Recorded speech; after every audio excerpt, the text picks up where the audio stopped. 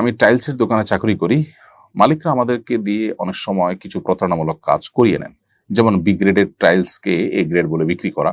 এই চাকরির উপার্জিত ইনকাম আমাদের জন্য হালাল হবে কিনা? ওয়াহিবুল হাসান, আপনার উত্তর হলো টাইলস বিক্রি করা বা টাইলস বিক্রির কাজ করা চাকরি হিসাবে এটা মৌলিকভাবে একটা জায়েজ কাজ। তবে মিথ্যা এবং প্রতারণা নাজায়েজ। অতএব আপনার মালিক যতই বলুক না কেন, আপনি চেষ্টা করবেন মিথ্যা এবং প্রতারণা এড়িয়ে চলার বা এটা না করার। এবং যদি আপনি সেখানে চাকরি করতে গিয়ে নিয়মিত আপনাকে মিথ্যা বলতেই হয়, তাহলে আপনার চাকরি সুইচ করে অন্য কোনো চাকরি, সেটা আপনার জন্য কিছুটা কম সুবিধাজনক হলেও সেটাতে আপনার যাওয়া উচিত এবং চেষ্টা করা দরকার। সেই সাথে আপনার মালিকের চাপে যদি মিথ্যা বলা লাগে, তো তার কারণে আপনার পুরো ইনকাম হারাম হয়ে যাবে, ব্যাপারটা সেরকমও কিন্তু না।